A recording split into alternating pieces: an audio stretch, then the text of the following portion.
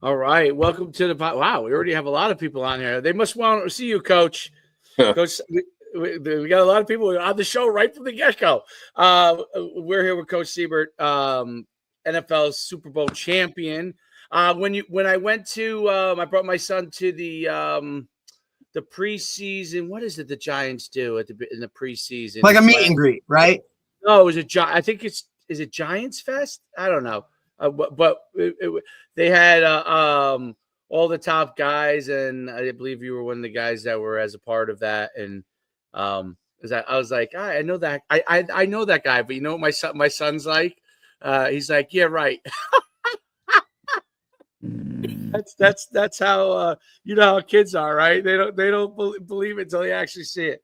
But he's like, you're right. I'm glad they did all the 100-year celebrations at the beginning of the season, because it wouldn't be much fun going back there right now the way they're playing. Oh, you're 100% right. That's right. They did it all. They did it that day, and then they did it in the first few games too, right? Yeah, the first weekend pretty much they did it, and they got all that care of. So it was neat to see everybody, right? All my old teammates. I think on the top 100 list, when I counted them, I think I played with 26 guys on that list. So that's pretty cool to see everybody.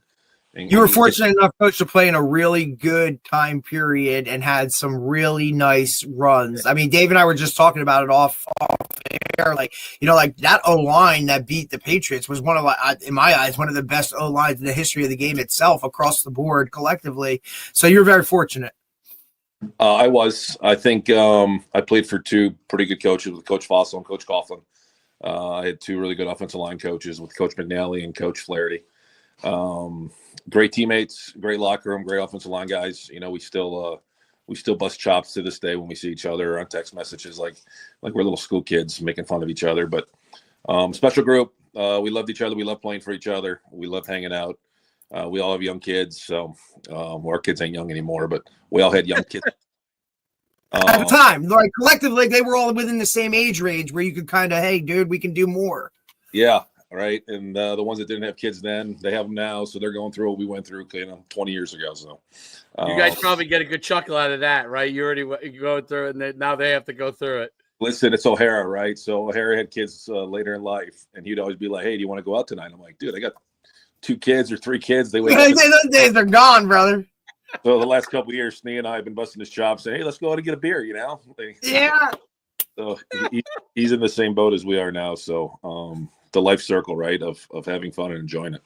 Yeah, no doubt. That's phenomenal. And obviously, you've been a high school head coach for Watchung Hills, really built up that program.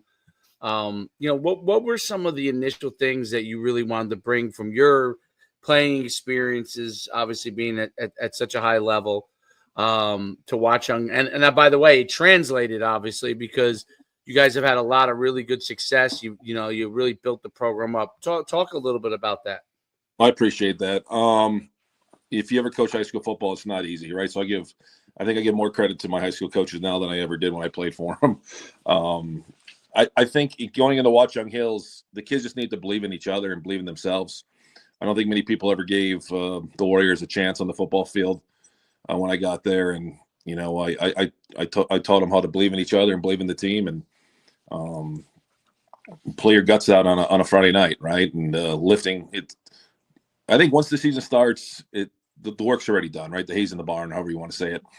I think the off season is very important. I know there's limitations in New Jersey and what you can and can't do, but being in the weight room and lifting as a team is very important, right? To build that chemistry. And the one thing, we have a lot of lacrosse players, like a lot of people do, and a lot of baseball kids and a lot of basketball kids.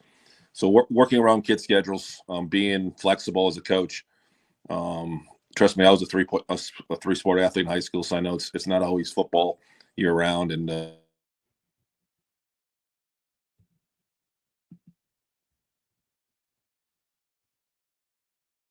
we lose Coach? We might have lost him. I'm sure he'll bounce back. I see him there, but he's blacked out right now. At the facility, I may not have the internet that. Man, there's nothing like being up. You know what I mean? Doing those kind of things.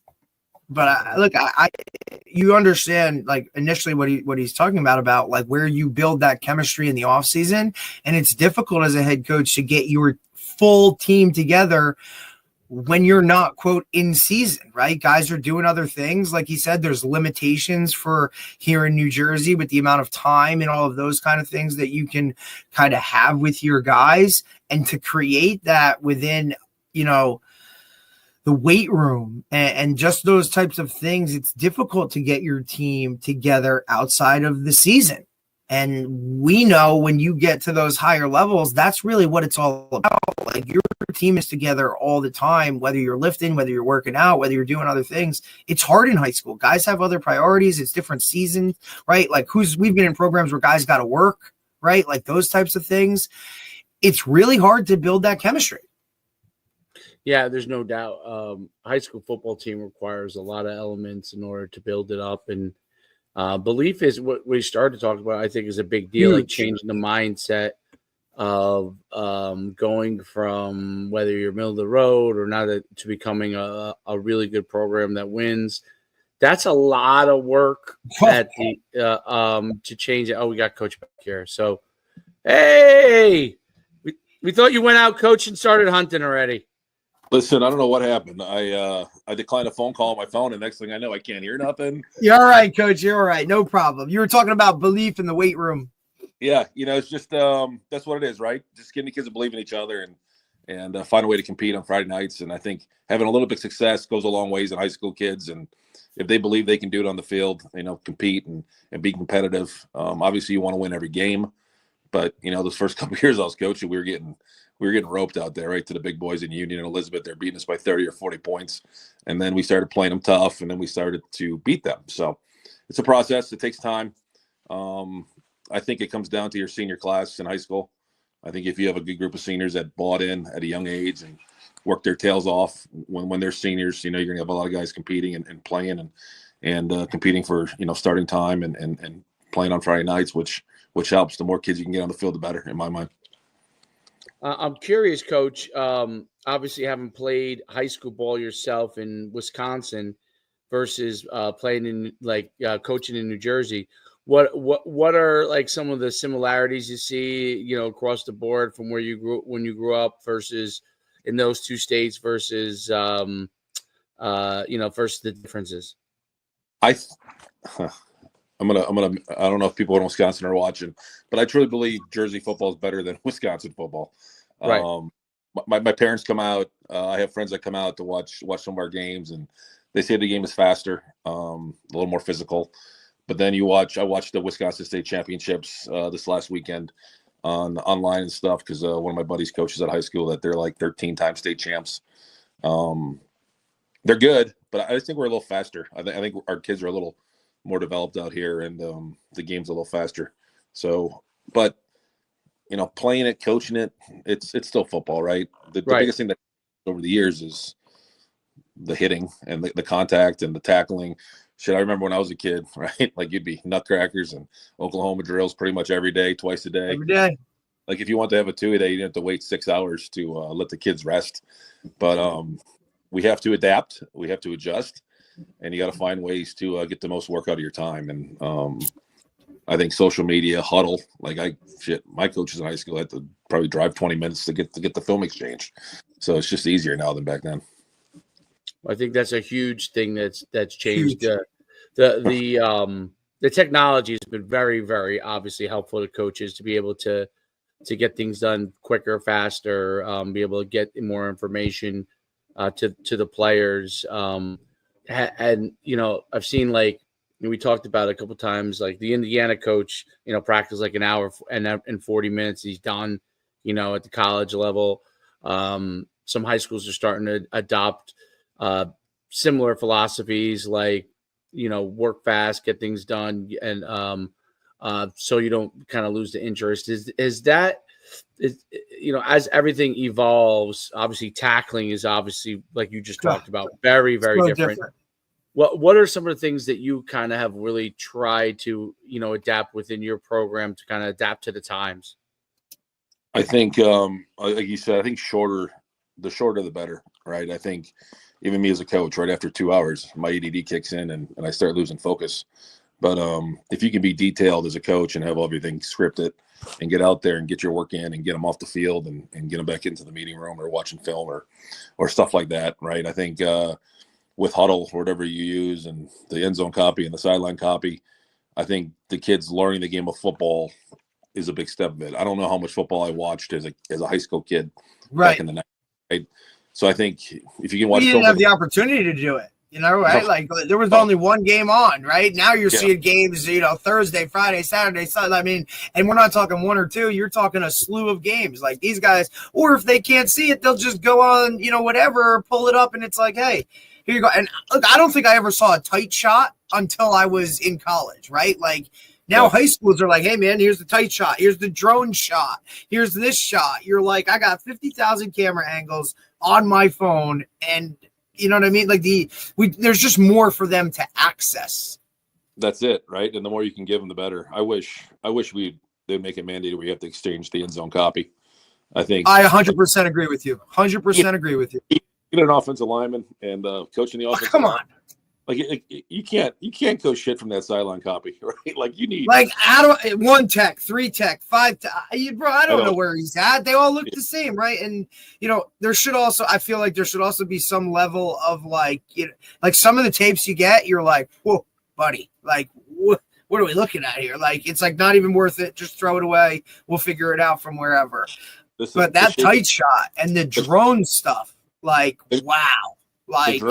Drones are awesome. We finally got one for practice, and I'm like, oh my god, I should have had this 10 years ago. Yeah. The drone is great. Now we have to find a way to get the drone synced in with huddle. Right? 100%. So automatically just feed it right on, so you don't have to do it. There you go. Bingo. There's your homework for next year, right? Try to get drones compatible to huddle. Yeah, and I think that might be actually huddle having to be able to build some sort of API to be able to get it to import and be able to then to be probably have it already. They're just holding it to roll it out so when they can make the most, Father. Well, I think sync it on your iPad. That'd be great, right? If you can see the drone image on the sideline during a game, oh my gosh, game changer. Oh, yep.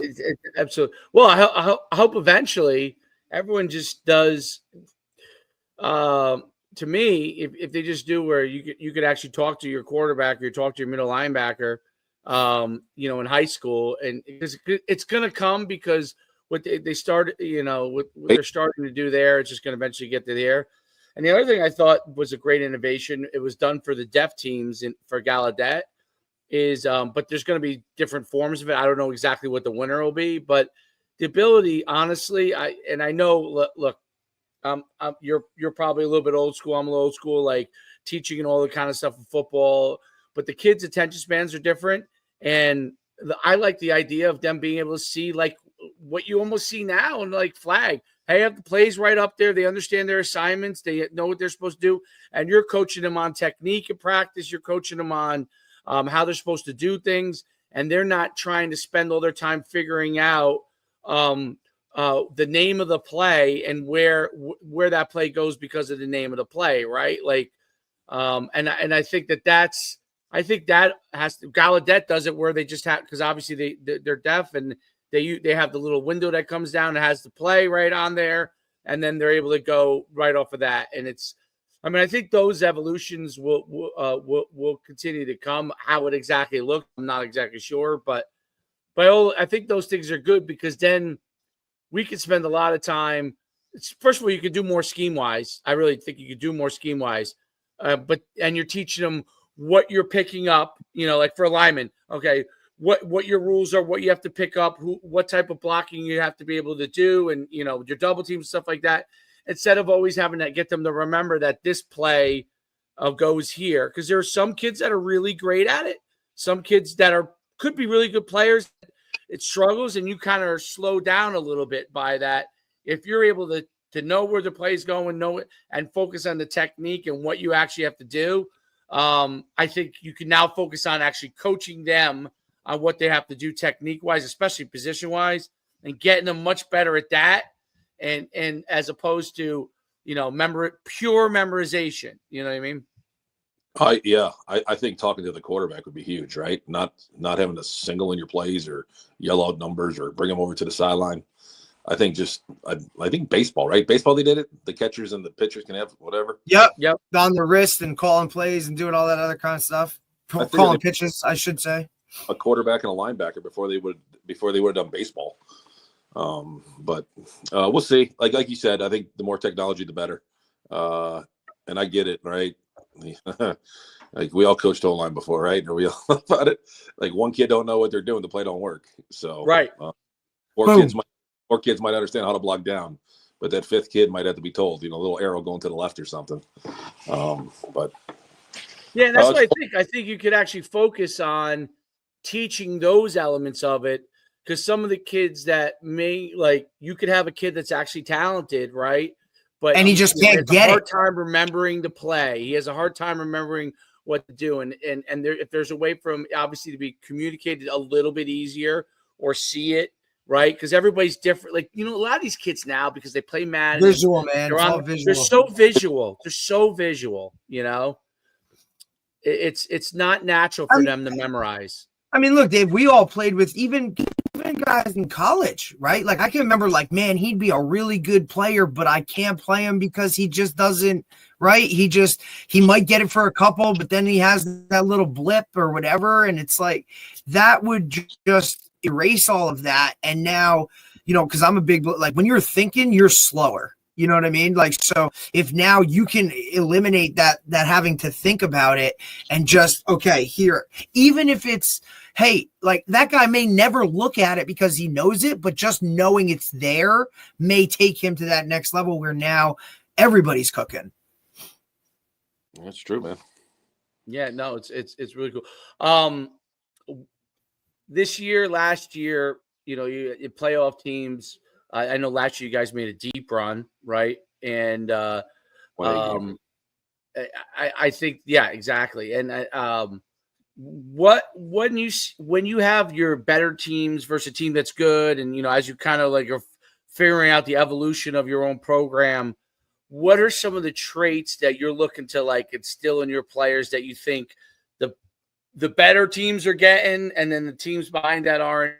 Obviously athleticism and having athletes is always obviously the number one thing you have to have. But what are some of the things that you think you're starting to see in teams that are going to higher levels versus a team maybe that loses in the playoffs in the first round or something like that? What are you seeing? I still think it's athletes. I think athletes make a big difference in football, because every kid could be tough. Every kid can be smart, but if you got a couple kids in your team that are faster than everybody, it's tough, right? You could. I think the last couple of years we played pretty good defense. Joey Tremarco's our D coordinator, and our defense has been tough the last couple of years. But you play against those teams where a busted play can go for a touchdown because the kid's faster than everybody else. I think that helps. But scheme, yeah, I think right? So. Toughness, but speed, man. Speed kills.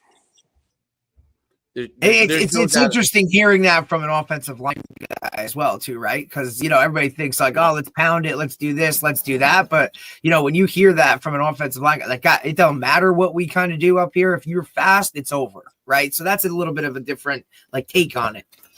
We played Somerville last game of the season. They beat us by, 30 or 40, more than 30 because the clock was running, by 40.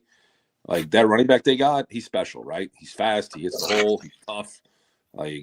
He's a one in a lifetime guys that you have in your high school team. He makes a difference. There's game changers. They have a receiver going to the Shire kid going to Princeton, right?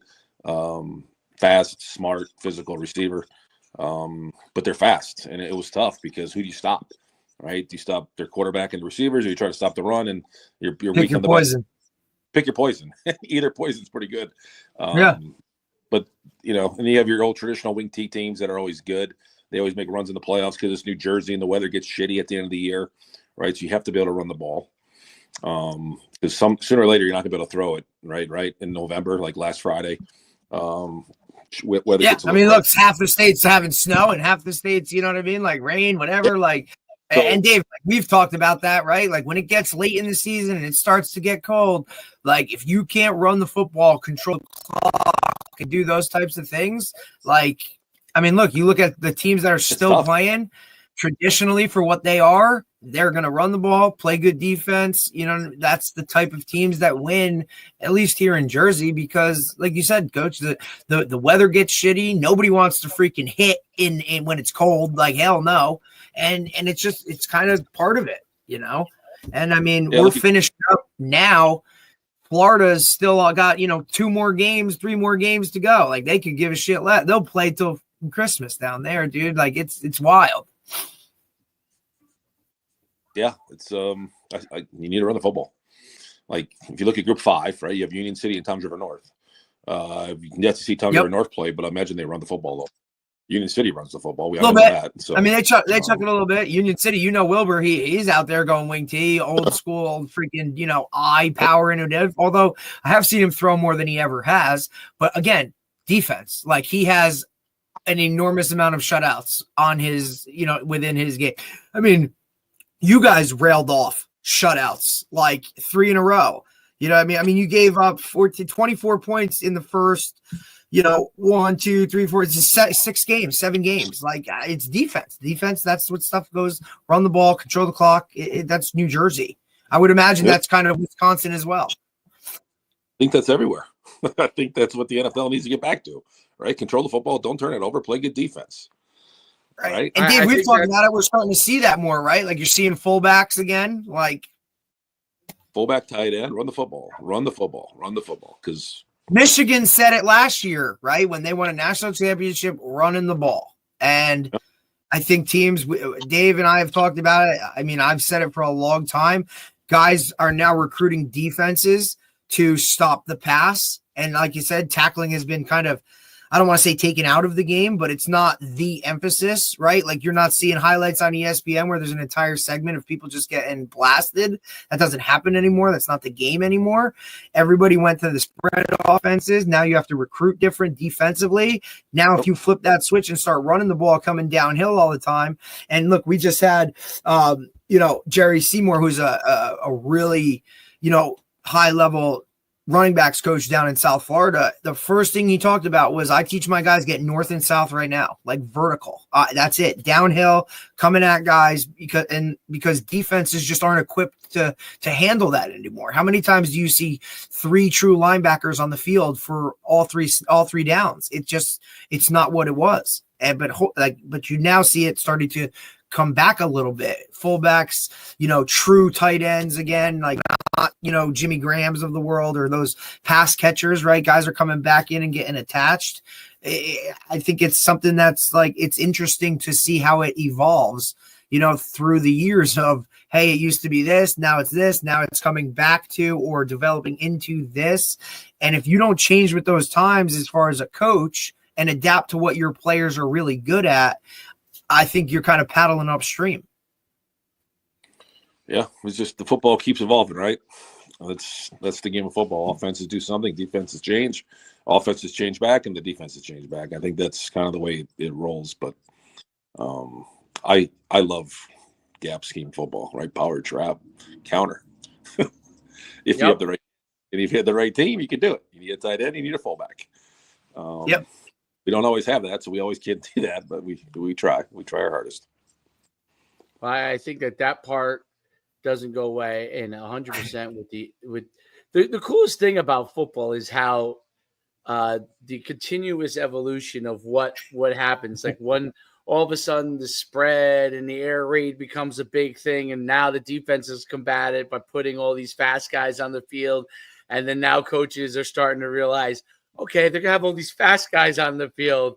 You have exactly what you said: tight end, fullback, tailback in there, and come downhill with a gap scheme. And if you have the guys to do it, they're not gonna have answers because they're constantly trying to put faster guys on the field. And if you got a running back that can go to the end zone now, it's like you could score points even faster than you can running the spread offense with incompletions. So. It's very, very interesting. So as far as what do you guys run a primarily scheme? Is that your primary scheme as far as offensively? It is. We're a mix and match. I will literally dictate what we run based on our kids every year. We were lucky. I had Chad Martini as a quarterback for 4 years, and then Alex Sikowski came to me for his senior year. Yes. His father, so I got lucky, right? I had a good run of quarterbacks there for a while where I could do a lot of stuff because I had smart kids that could throw the ball.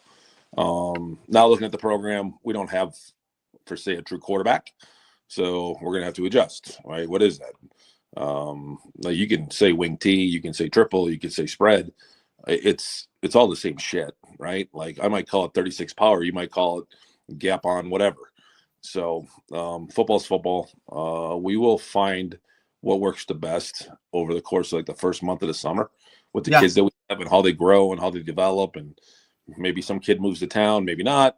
But we'll see what we got, and we'll have to make a decision like by middle of July, right, on what we're going to lean towards. Which is the thing that we're not going to be able to throw the ball 80 times this year. We never threw the ball 80 times, even with Chad or Alex. But if we had to, we could have with them. Right. But we'll try to find out what works. And our kids, I'll tell you what, I truly believe the kids I coach are pretty smart. They're smart kids. They like to learn the game of football. They like to watch the film. They like to study. I don't teach, so I go to the school a lot, and at lunchtime, I sit in our offensive coordinator's room, and a lot of the kids come in, and we just watch like the games, our games, other games. We just watch just the sport of football. Like I don't think they got to watch themselves play. I think watching yourselves play is probably the worst thing to do because all they're doing is watching themselves. So we like to watch other high schools, right? And like the better high schools, the better offenses, the better defenses, and watch those guys play and find a way to. And you might be able to find a play or find out what they're doing, see what works against this defense. It's a copycat. We used to say it's a copycat league in the NFL, but it's a copycat in high school, right? If you see something that works on tape, you're like, damn, we got to put that in. Let's see if we can get that play going. Right. No, so what often, and again, with the access to seeing all this stuff, right? Sorry, Dave, I'm going to cut you off. The access to it, they can go to YouTube and watch anything they want. They can watch whatever they want, and I think the kids that want to be good, like the kids that want to play college football, like the kids that actually love the game of football and want to play in college, that's what they do, right? They watch the game, they study the game, they watch NFL, they watch college, they watch other high schools. They eat, sleep, and breathe football like we did when we were kids. And then you have all those other kids that just like to be part of the team and they just want to play high school, and that's fine because there's a place for everybody. But 100%. You always want more of those kids that want to play college ball because they're fighting for something. Right. They're right. Exactly right. They're fighting for something more. They're trying to put something down on tape. They want to make sure that it look good, that they're doing a great job, that people, respect what they're doing. Recruiting, which I guess is a good transition here. Recruiting is a completely different ball game now with transfer portal, NIL. There's stories all over the place of, and now they're cutting. Now the roster changes where it's going to go to 105 at Division I level, which is going to evolve things a lot. You have lots of instances of kids that were superstars at Division III now jumping level or two, right? In some cases, all the way up to Division I. Obviously, you have lateral transfers and all those kind of things. But ultimately, the biggest group that's affected, okay, is not that group. The group that's already there, whether Division III or Division I, if they do well, they're going to have a place to go, right? It's high school. High school is severely affected, and me and Derek too, including this. We always laugh when they like to say, high school's not affected. High school's not affected. It's obviously affected, and it's affected at because we'll interview college coaches and they'll say it's not affected. It's not affected that much. But the truth is, it's 100% affected. Roster changes and roster limitations at Division I level pushes a lot of those kids who are currently on rosters down levels or to other teams, which pushes high school recruitment out because you're always going to, I don't care what anyone says, if you can find a kid that's this talent level, that's 22, and another kid or choose a kid that's 18 at this talent level, you're choosing 22 because it's your job that's on the line. You're actually paid a full-time wage because of the fact that you have guys that can play football, right? So what are you seeing? And feel free to talk about it to your own desire if you feel frustrated with at all the system, or you think the system's fine. I don't know. What are your thoughts? Recruiting sucks. Let's be honest. For a high school kid, like you said, it's tough. I think the 6-year kids are just about done now, right? The COVID year guys are going to be going out, so you're not going to worry about that. This is the last year of this, but the transfer portal, wiped. Yeah, it's going to be wiped. So that's going to help the high school kid a little bit moving forward. But I tell my kids, right, like let's take away the 5% of the Division I kids. Those kids are easy because those kids are going to find a place. It's the kids that I coach that are like D3, D2 kids that got to find a home, and like it's tough, right? There's like you go to a D3 football program, how many kids they have on their roster? They have a lot of kids, right? 130 kids on the roster and a lot of spots, and you got to find the right place, and you want to play, and you got to find the right home. And if you're a coach, do you take a kid that can plug and play or a kid that you got to develop, right? Like if I'm coaching college football, I'm taking a plug and play kid. Like you said, your job's on the line. So it is harder for the high school kid. And I think if a high school kid finds a place that they like and they like the coach, they should just go and be happy, right? Like this whole chasing something that's not going to be there, it just kills the kid because then like you don't have what I realize you don't have forever to make your decision. No. Right? Coach would be like, hey, you want to come? I got a kid coming in next week. If he says yes, you're out. So that's exactly it. Pressure, and it sucks because it's competition, right? So it's tough, and you try to tell these kids, if you like it there, you like the coaches, go, be done. Be done with your head and just go there and be happy and play. And guess what? I hate to say it, but in 2 years, you don't like it, you can transfer, right? Which I'm not a fan of the new transfer portal. I'm not. When I went to West Illinois as 1AA, we had a lot of transfers come in, but they all transferred down, right? They're all 1A kids coming down to 1AA. And if you're a 1AA kid, if you didn't want to sit, you went down to D2. And if you want to go up, great. Because I think it's easier. The most of the 1AA coaches that I've talked to, they'd rather go take a D2 kid that's playing their ass off than that kid from Rutgers or Penn State that's never played, right? Correct. Let's be honest. The kids that transfer from the big schools, they don't play, so they want to transfer down and play. But yes. Go back to the way it was. Transfer down, don't sit out. If you transfer like this, can you imagine developing a kid for 3 years, grooming him to be, and then he leaves. And then he leaves because some other school says they can give you $1 million or 200 grand. Money. How do you function in that world? Like I don't understand. Like, nice. And it's dude, I just couldn't imagine putting all like, man, when you're a senior, right? Like, hey, you see him develop every year. Like, he gets on the field, he makes the play. Hey, coach, like, thanks for everything, but I'm out. Yeah, Georgia wants me, and they're going to give me 300 grand. Like, come on. Like that lineman that went to Iowa, and then from Iowa he went back to wherever. I'm like, that's crazy. Like the money, like I get it. Like if I was in college, I'd want to get paid too.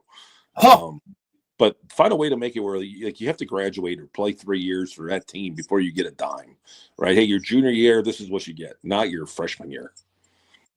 But I don't know what. And we and coach, we've talked about like how to like fix this thing and like whatever. And we've talked to a lot of guys that have like a lot of, you know what I mean? Like you're talking high level guys that are like, hey, if you just did this, this, and this, we'd be good, right? And it's that whole like it's the same kind of in the NFL, right? Where that number 1 overall pick used to get a bag before he did anything in the NFL, right? And that was like that kind of went away a little bit. But now you're seeing it in college. Like these kids are literally getting an amount of money that they've never seen or anything in their life. And most of them don't have the financial literacy to understand what's the whole process to it, where now you're adding guys to staffs or, people around the program that now need to handle this individually. Like there's an entire other part of college football now that has like very little to do with the X's and O's and actual football. It is now becoming a business. And Dave and I talk about this all the time. The NFL is just now trickling down to college where now you have college GMs. That's what they're going to have scouting departments and GMs. And because if you're a head coach, are you actually coaching or are you recruiting all day long? Like, I don't know what they do, but I don't think how can you coach when you're recruiting every day of the week? Every hour. I mean, Every you with the access with phones and all that stuff, like coaching football is now 365, 24 hours a day. Like if you're not coaching guys on Sunday or like recruiting, recruiting guys on Sundays, somebody else is. So, and you kind of look at, like the Dabo Sweeneys that were kind of like, we're not doing it that way, we're whatever. Where are they at? Like, well, I remember when, it's funny because when Randy Edsel was at UConn the first time, I remember this because that's why I played college ball at UConn. And when he complained about the texting rule, like allowing people to text, when texting started to become big, like in 2000, like 7, 8 or whatever, and he complained about it, and they kind of like had a temporary, like they had some rules in there that eventually obviously went away. But I remember thinking that, like, man, there's going to come a point where Randy, just the way he thinks, and he was a great coach. When he came around the second time to UConn, that part, like, because the fact that you could do everything, he was trying to keep it controlled for coaches so their world wasn't as crazy. But when he came back around the second time, he was just like, it was impossible, and he wasn't even there the second time when the transfer portal wasn't even a thing yet, and the NIL wasn't even a thing. And I'll leave another interesting thing. So like when you pay, for example, a quarterback, okay, maybe not all the other positions, but we pay a quarterback or a star receiver, you're gonna have to start him. There's no such thing as like you pay this, all of a sudden he doesn't perform, you're up shit's creek. I mean, you pay this guy X amount of dollars. He's coming there with the expectation of starting, okay? And if you don't start him, you got the fan bases that are going to try and throw you out. Forget your own administration, or you know what I mean? They're going to gather up against you. And we've seen it happen at UConn, where the guy who is really, even though the team's been very good this year, the kid who's probably the better player is the transfer from Maine. And and the other kid who's a great kid, the other kid who came from Wisconsin is they paid him and he's done okay, but the other kid is probably better. And so they're in this battle, like, because I just see it on the all of us talking, and the coaches have to figure, they're in that own battle. Like, if we don't play this kid who we brought in, we gave NIL money to, and we don't play him, and he no longer is a starter, we know he's gone, and he's younger, right? So he's younger. We got the kid who's probably better, which is the senior to transfer from Maine, but he's not paid. Like, so you get these weird things that you don't like. There's no cut. Yes, there's cutting. You don't have to, renew his scholarship, or he transfers out. That's essentially like a form of cutting, but it's not like the NFL where you have the waiver wire and you have this.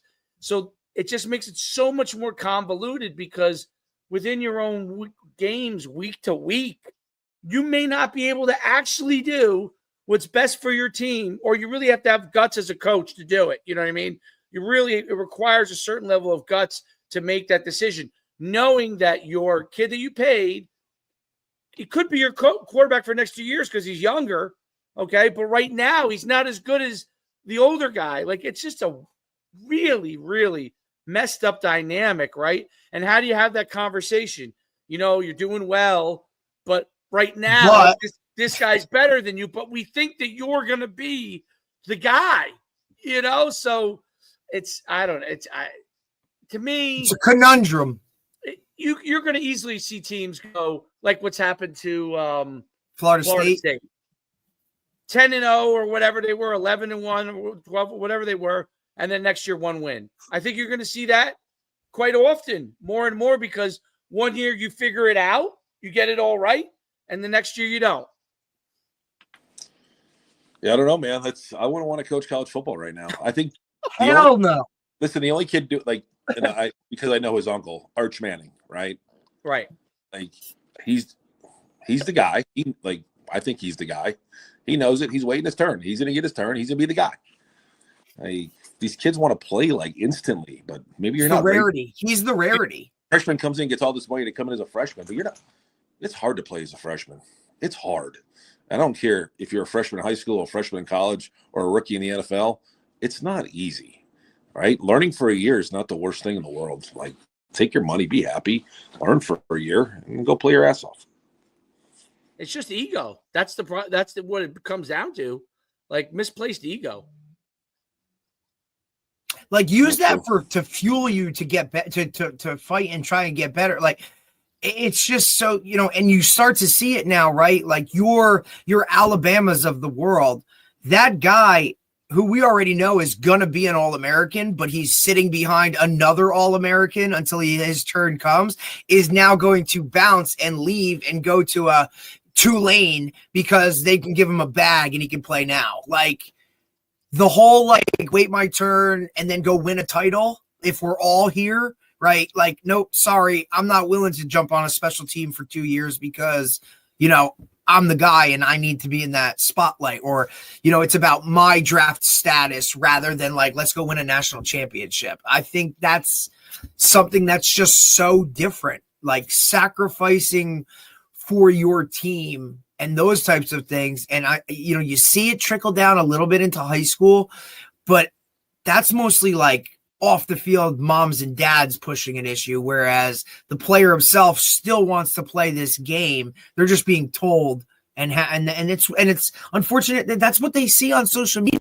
That's what we all talk about. That's what it is. Like, how about like just here's the process, trust it, you'll get there.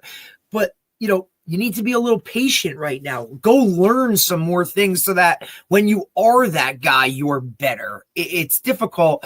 And Coach, I know like you just kind of went through this whole thing with your son in terms of the recruiting and all of that kind of stuff. And it's changed even since then.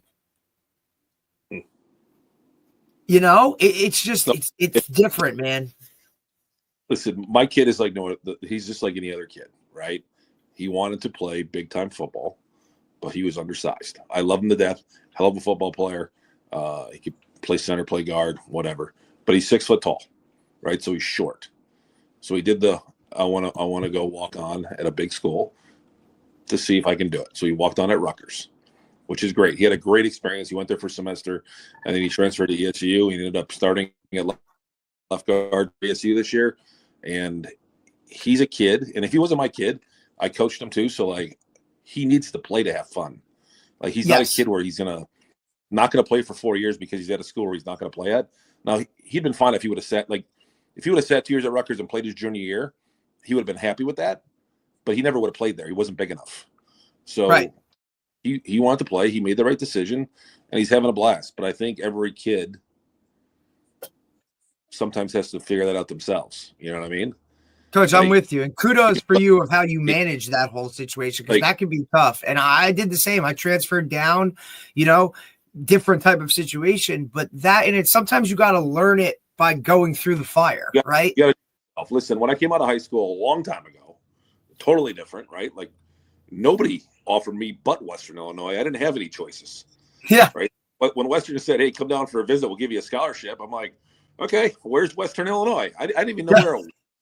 Like it was Macomb, Illinois. I've never even heard of the school, because back then, like they weren't on TV, they weren't on ESPN Plus.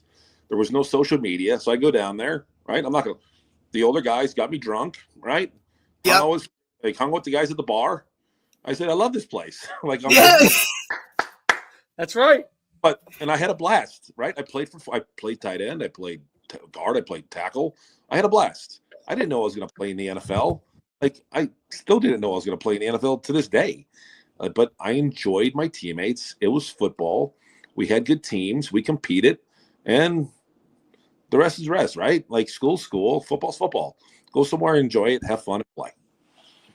And that's kind of one of the things I tell these it. kids too. Like, it's about your overall experience, right? Like, it used to be, all right, like, hey, figure out what you want to do, what's your major, all those kind of things, find the right fit. But like, there's like little things like, buddy, do you want to go to a big school or a small school? Do you want to go where it's cold or warm? Do you want to be within driving distance of your parents so they can come see every game? Or do you want to play it? You know what I mean? Like, there's other things. Yes, football takes up the majority of your time, but those other things around that, dude, have a college experience. Like, enjoy that. Stop. Like, be like, that's important.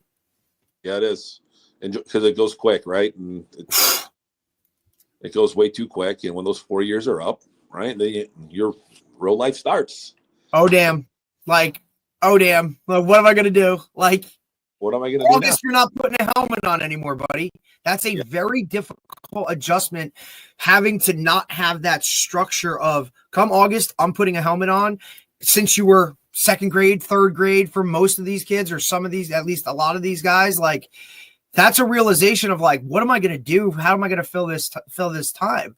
Like, damn, like, I can go on vacation in September. The water's still warm down the shore here. It's awesome, dude. Like we don't know any different, right? Because look, we're the ones that are like, look, we can't get out of it. We'll just coach. Like, but that was other things there's just a lot of more factors into this entire decision. And it's no longer like, hey man, this is a 4-year decision, dude. This could be like you said, a semester decision. And now I go somewhere else. It could be, even though I'm not a big fan of the transferring, but it could be, right? Yeah. And when it's over, you coach, you become an official, right? Yeah. Like that's and we need some of those. At least we'd be guys that officials, yes. We've had some on. We're like, dude, we gotta ones. rally the troops here, dude. Like, I can't take some of these guys that can't bend over to spot the damn ball. Like, what are we doing? Let's go. Come on, fellas. Yeah, I don't bend over well either. So I think I'll just use the. Listen, I was keeping that one to whatever. It's like, but they got the hardest job in the sport, dude. They do. I feel bad. There's not enough of them. They get yelled at by parents, coaches, players. I actually enjoy most of the officials we have. When I say most, like 99% of them, right? I think. Yeah. I have a good coaching relationship with the officials. Listen, they're not. I've never seen an official say, "Oh, you know what, coach, you're right. Let me throw that flag for you." Right. Yeah. Let me change my call. And my point is, there's no point, right? So I'll send in the film once in a while to the assigner and be like, "Hey, look at play, whatever and whatever." It doesn't matter. Like, they're not going to change the call, but just don't mess it up again next week. Right. Or just at least like, hey, when I'm asking a question, give me like a reason so I can coach my guys to do it the right way. And then from week to week, please have it consistent. Don't do it one game this or one game that.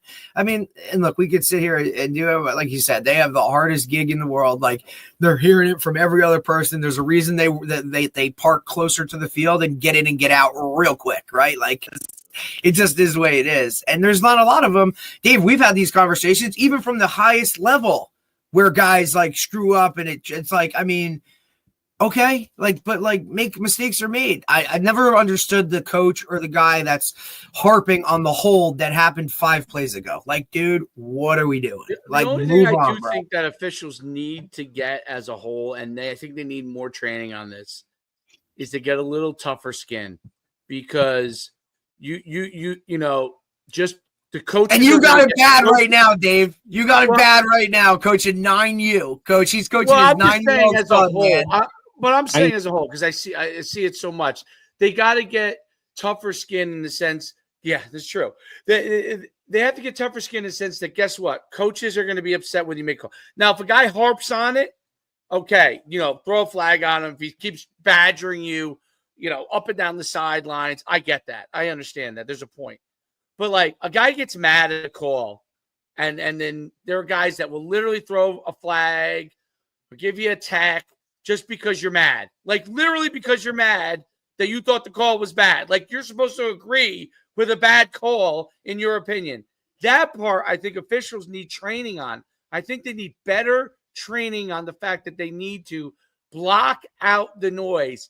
Who gives a smack about if the coach is upset with you? Like, they're probably both going to be upset with you the whole entire game. Like, you're just going to have to get used to it. You're an official. That's your job, right? But some of the guys literally take it personally, like it's attack on their own. Like they don't even know their name half the time. The coaches. I mean, when you've been around a lot and you got the same guys, you get to know them.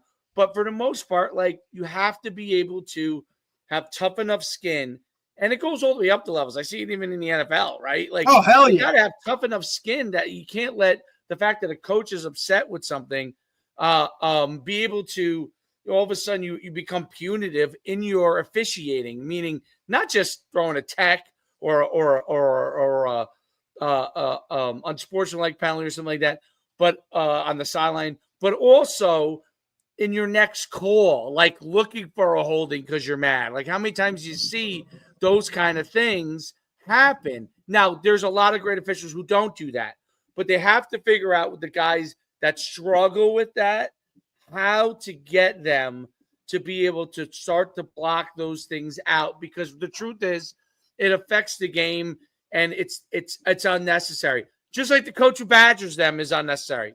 That's unnecessary.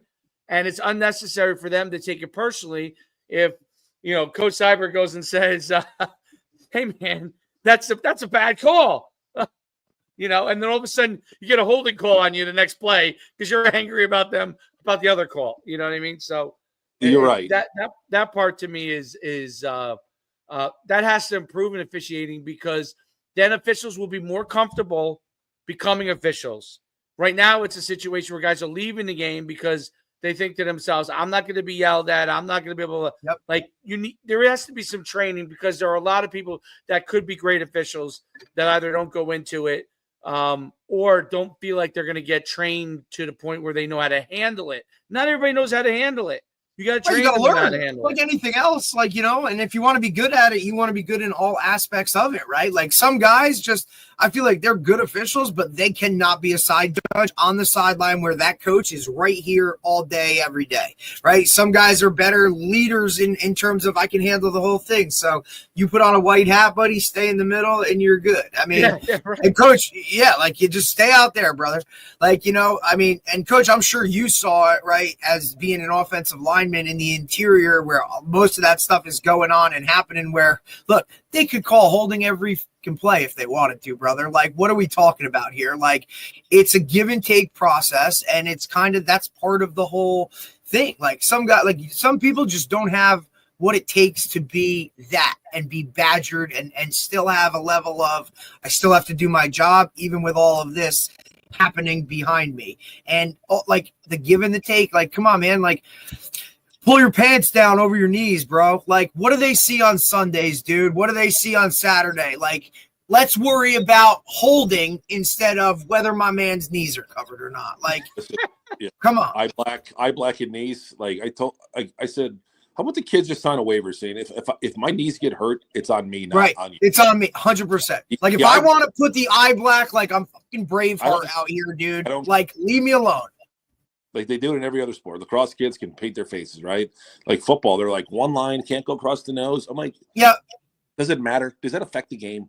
Yeah. So listen, right. I say all the time, look, you want to wear your whatever chain that costs all that money? Well, then you know what, dude? Like, so-and-so is going to rip it off Michael Crabtree. Sorry, brother. Like, figure your shit out. Like, it just, there's so many things. And then my biggest gripe, and this is really all it is just consistency. Like, please. And look, okay, I'll figure it out on the first series. If you're calling that a hold this week, all right, boys, this is whatever. But it just makes coaching that much harder, because you might be harping on, hey, man, if you're on the edge, like if you're out on the edge as a receiver and you're trying to stalk or get in front of a guy, like you got to do this, you got to do that. And then you coach him to do it that way. And then in the game, oh, that's a hold. All right, well, last week it wasn't a hold. So you know what? Now we got to work on the fly here. Just please be consistent. That's all I ask. Yep, communication and consistency, right? I have two refs. Real quick story, and I got to go. I got to get back in the trees. I two referees. Communication, right? It's all communication. This year, the referee blew the whistle early. It was on a punt. I don't know, but we got the ball back, but it wasn't our ball because he blew the whistle. Blah blah blah. And I'm like, you what? I'm like, I don't think I swore at him, but I was like on him, right? And he turned to me and he goes, "Coach, I apologize. I fucked up." And I'm like, "All right, thank you." Thank you. That's all I needed. That's it. You admitted that you fucked up. I'm good. Second one was a couple years ago, playing Morris Knowles with the triple option, right? And we said if the quarterback is going down the line of scrimmage, you hit the quarterback as hard as you can hit him, you hit him. Referee throws a personal foul on my D tackle because he hits the quarterback carrying out his fake. And I go, he's not a defensive player. He's carrying out his fake. He's live. Right. I had that ref 2 weeks later. The ref came up to me and he goes, Coach, I apologize. I watched the film. From my angle, I could tell he didn't have the ball, but from the D lineman's angle, he can't tell. He goes, I shouldn't have called that. I'm like, thanks for being honest. I appreciate it. You're right. That, in my mind, that was better than never admitting that they were wrong, right? 100%. I'm wrong all the time coaching. And I'll tell my kids, hey, I fucked up. I made a bad call. I should gotta have own done this, done that. Like, it's on me, right? But that's just being a man, and that's just becoming better. But listen. Phenomenal. I have to get my little ass up in the tree stand to get some venison because beef is so expensive. Coach, appreciate you, brother. We'll see you soon, Coach. Have a great day. Yeah, go get one. Yeah, man. Bye. That was great. Awesome. I like some venison. That was tasty. I mean, look, I give him credit. Like a lot of guys don't get into coaching, right? When they play, just because you play at a high level doesn't make you a good coach, right? Like I feel like those things don't exactly go hand in hand, where I feel like a lot of people think that, but coach does it, he does it the right way. His program and his kids represent that type of gritty, Wisconsin, I guess, offensive line type of play. And he's really done a lot of good things. We've had some of his players, that have played for us on our club teams, and they're always like, they're not just good players, but they're great kids and all that kind of stuff. Like, phenomenal, right? And I think that's what you want in a high school coach. And I'm sure a lot of people get enamored with, he played in the NFL, or the other way and said, well, he played in the NFL. Why can't we blah, blah, blah? Like, he plays that line very well. And I like a lot of his points are, just got to believe, you got to buy in. Like that's a part of it. You know what I mean? And that type of stuff. He talked about shorter practices, technology, he ran through the gamut. He gets it. And like the recruiting thing, like, yeah, it all sucks. It's part of it. It does. It sucks. It absolutely is. It's interesting. I didn't know that his son moved from Rutgers. I didn't know that. But it's we're talking about that a little bit off air, right? Like I thought that he had done that, right? Because I know and I love that let's not call it a mistake, but he allowed his kid to make that choice in terms of, I want to I'm willing to go be a PWO, right? Semester of an experience, and then, hey, Dad, guess what? Like, you were right, But he allowed you have to listen to your kids a little bit. That's the other thing I think that is hard, but I think it's important. I try to do it, and sometimes I have to check myself on that. Like, I'll think something isn't great. My kid says he likes it. Well, you know what? Doesn't matter what I think, right? Does not matter. It really doesn't matter. Like, unless he wants to do the wrong, like, not, I mean the wrong thing, like sports wise, but like doing the wrong thing. Yes, we got it. That. Yeah, but like, nobody, you can't do that. That's illegal. Like, that's let me cut this off right here, dude. Like, no, you're not. No, doing that. Like you can't do that. But I give, especially listen to your kids. It's important. It's amazing. Like, I don't know. I'm a new parent, right? Like, my daughter is going to turn, 16 months tomorrow, but I just have a certain, like, she's going to make her own choices. And as a parent, I'm not going to be the one to force her to do anything, right? I'm just going to trust that. I want this cut. I want this exact moment. Go down, dude. Like, listen, like, it's going to be a very, like, I'm just going to, like, hopefully I've raised her the right way to make the right choices and do the right things. And ultimately, like you said, like, they're going to do what they want to do anyway. Right. Like, and they have the access to do it. So I give him a lot of credit. And look, it's awesome to hear a story about a guy like, a kid who you're undersized, you're whatever. He went to Rutgers for a semester. Now he's at East Stroudsburg, starter, killing it. They just lost in the playoffs, but like the kid's playing and he's enjoying it.